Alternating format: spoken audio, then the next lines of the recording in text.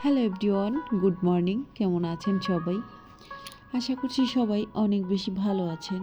Guys, আজ হচ্ছে শিব চতুর্দশী, আর কাল আমরা নিরামিষ খেয়েছি, আর কাল রাতেই কিছু বাজার করা হয়েছে আজকের জন্য আর কি।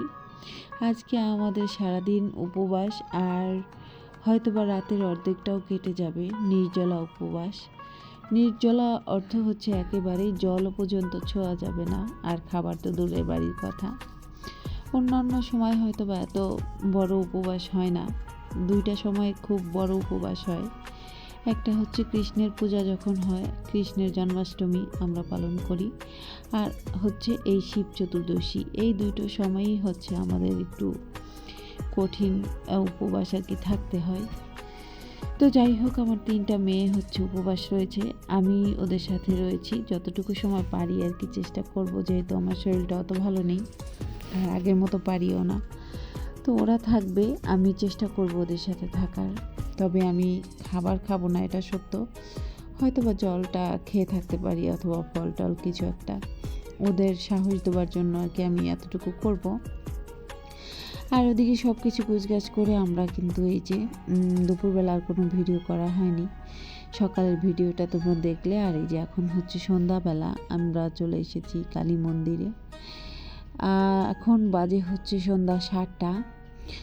আর হচ্ছে এই সন্ধ্যাবেলা এসে এখানে একটু ঘোরাফেরা করলাম, দীপ জ্বালালাম, তারপর জল ঢেলে এখান থেকে বেশি সময় থাকিনি, কারণ হচ্ছে এখানে আসার পরে কারেন্ট চলে গিয়েছিল 2বার। আর আগে এরকম হতো না, ইদানিং এরকমটা হচ্ছে, মাঝে মাঝে কারেন্ট চলে যাচ্ছে।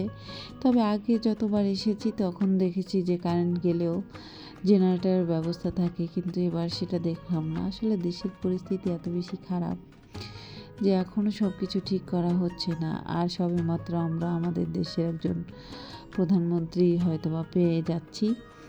হয়তোবা সব কিছু ঠিক হতে আরও কয়েকদিন সময় লেগে যাবে, হয়তোবা মাসখানেকের মধ্যে দেশের পরিস্থিতি একটু ভালো হওয়ার চেষ্টা হবে। তো যাই হোক, এখন তো দেখো, আগে কালী মন্দিরের ভিতরে ঢুকেছি প্রণাম করার জন্য, আর তারপরে হচ্ছে বাইরে যাব শিব মন্দিরে। তো ওদিকটায় প্রণাম দিয়ে এখন শিব মন্দিরের সামনে আছি, আর কত বড় লাইন দেখো, হাজারো মানুষের ভিড়, সবাই হচ্ছে জল ঢালবে শিবের মাথায়। তো সেই কারণে সব আয়োজন কিন্তু শুরু হয়ে গেছে সন্ধ্যা থেকে, সারা রাত ধরে এভাবে চলতে থাকবে একেবারে ভোর পর্যন্ত। তো আমরা খুব বেশি সময় এখানে থাকবো না, কারণ রুমের মধ্যে গিয়ে আমাদের আবার নিজেদের পুজো করতে হবে। সেই কারণে আমরা চলে যাব, যেহেতু আমার মন্দিরে ছোট্ট একটা শিবলিঙ্গ রয়েছে, আর তার তো পুজো করতেই হবে বাধ্যগত। তো যাই হোক, এখানে মোম আর দীপ জ্বালানো হয়ে গেছে। তারপরে আমরা এখান থেকে প্রসাদ নিয়েছি, কিন্তু কেউ খায়নি। প্রসাদ বিতরণ হচ্ছে, তো হাতে করে নিয়ে প্যাকেটে করে বাসায় নিয়ে চলে এসেছি।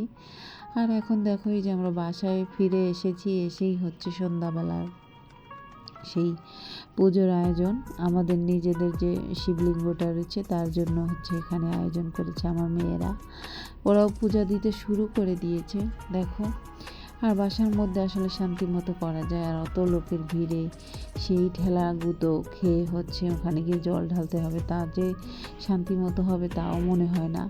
সেই কারণে আমি সব সময় কিন্তু আমার বাসার মধ্যে এই কাজটা করে থাকি আমরা। আর তারপরে হচ্ছে ওখানে যাই। তো এবছর একটু আগে আগে গেলাম, তো এসেই হচ্ছে আমাদের কাজ করলাম। যাই হোক, এটা তো গেল রাতের বেলার ভিডিও। আর এখন সকালবেলা পালনের সময়, সময়ের 3টা ভিডিও ক্লিপ আমি নিয়েছি তোমাদের জন্য, আর সেই 3টা ভিডিও ক্লিপ থেকেই একটা ভিডিও তৈরি করেছি। যাই হোক, তোমাদের কাছে কেমন লাগে দেখো, দেখতে দেখতে হয়তো বা একটা সময় ভালো লেগে যেতে পারে। যারা আমার ভিডিওতে নতুন আসছো তাদেরকে অসংখ্য ধন্যবাদ, যারা পুরাতন রয়েছে তাদেরকেও অসংখ্য ধন্যবাদ। তাদের কথা বলে তো আর ছোট করা যাবে না, কারণ অল টাইম যারা আমার সঙ্গে আছে, আমার সঙ্গে পথ চলছে, তাদেরকে তো আর ছোট করা যায় না। তারা অনেক বড় মনের মানুষ, তারা আমার সঙ্গে সর্বদাই রয়েছে।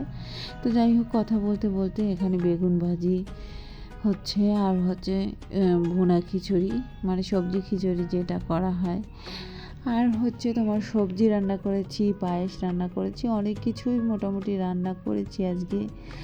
আর এই আমার মেয়েটা, বড় মেয়েটা হচ্ছে খিচুড়ি খেতেই হবে, আর পারণে তো খিচুড়ি ছাড়া হয় না।